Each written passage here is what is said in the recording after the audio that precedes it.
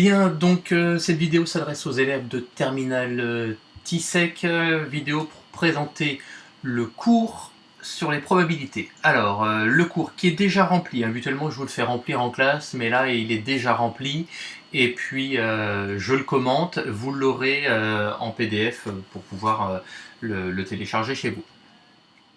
Donc probabilité d'un événement est d'abord expérience aléatoire. Une expérience aléatoire, c'est une expérience où le hasard décide de plusieurs résultats possibles. Donc en probabilité, on travaille sur des expériences aléatoires, sur des expériences liées au hasard.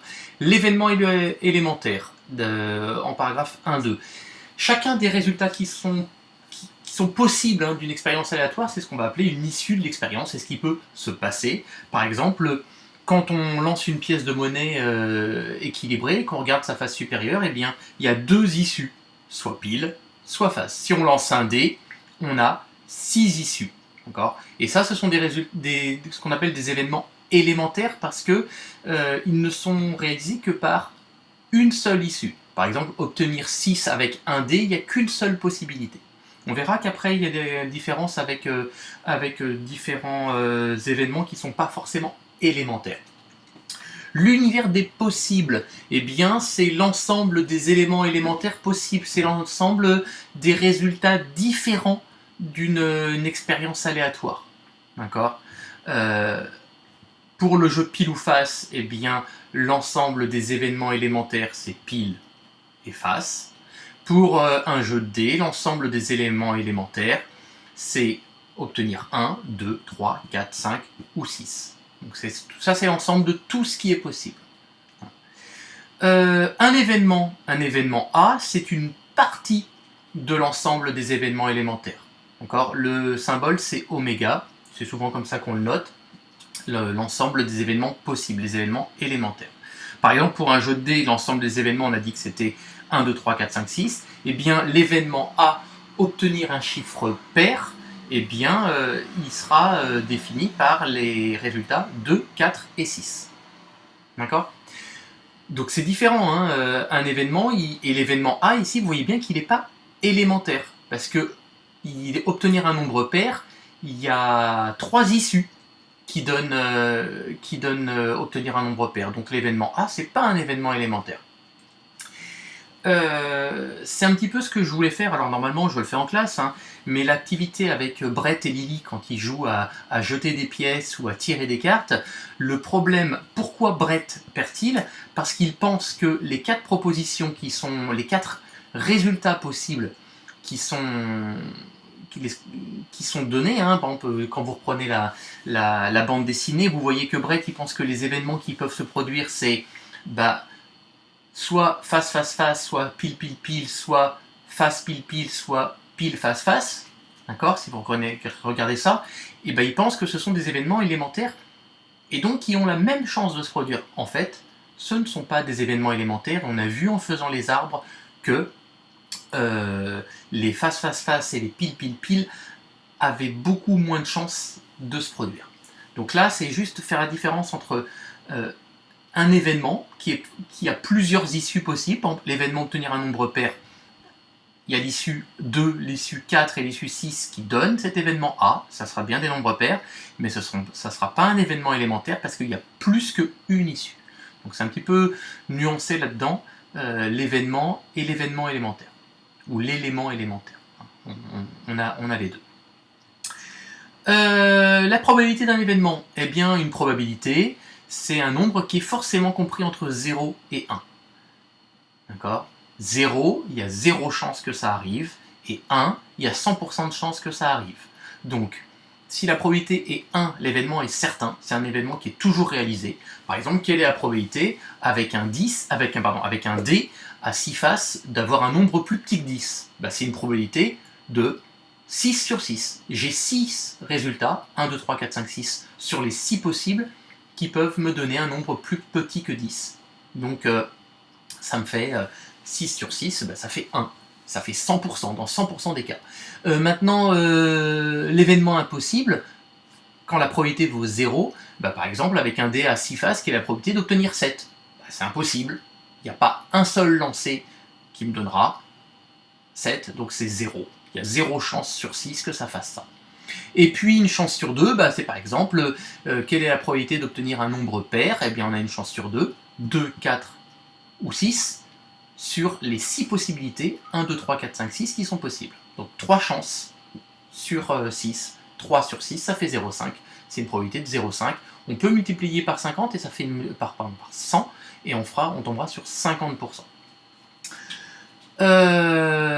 Donc voilà, l'équiprobabilité, c'est quand tous les éléments ont la même probabilité d'être tirés. C'est clairement ce qui se passe quand on lance un dé, ou quand on tire une pièce, ou quand on tire une carte au hasard. Quand on fait vraiment les choses au hasard, il y a les événements élémentaires, les éléments élémentaires, eh bien, sont équiprobables.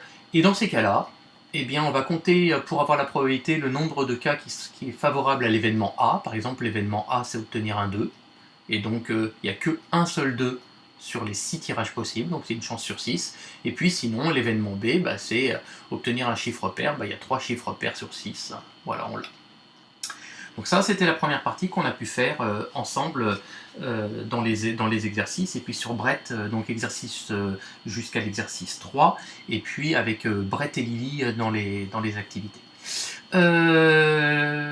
L'opération sur les événements, c'est ce que on a fait avec le volley et le tennis, les ensembles à colorier. L'intersection de deux événements. Donc c'est quoi l'intersection de deux événements?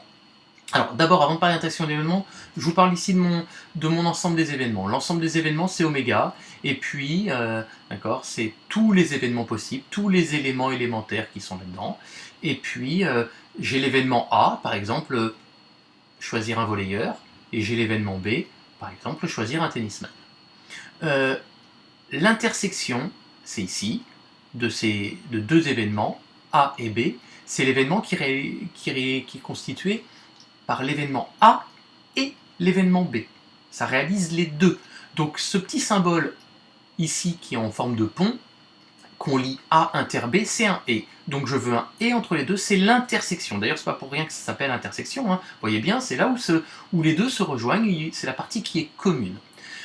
La suite, réunion de deux événements. Donc ces deux événements constitués par l'événement, c'est A, l'événement A ou l'événement B. Alors le ou, je vous ai dit, c'est pas l'un ou l'autre, mais c'est l'un ou l'autre et aussi les deux. Donc c'est soit ça fait A, soit ça fait B, soit ça fait les deux. Donc soit on joue du volley, soit on joue du tennis, mais on joue également volley ou tennis, j'en ai déjà parlé dans la correction de l'activité 4. Le symbole c'est un U et ça se dit A union B. D'accord? Dans ces cas-là, la probabilité d'obtenir A union B, c'est la probabilité de la zone A, plus la probabilité de la zone B, moins la probabilité qui est entre les deux, parce qu'en fait, on l'a choisi deux fois. Quand vous prenez tout l'événement A, vous prenez cette zone-là. Quand vous prenez tout l'événement B en plus, vous reprenez cette zone-là, vous la prenez deux fois.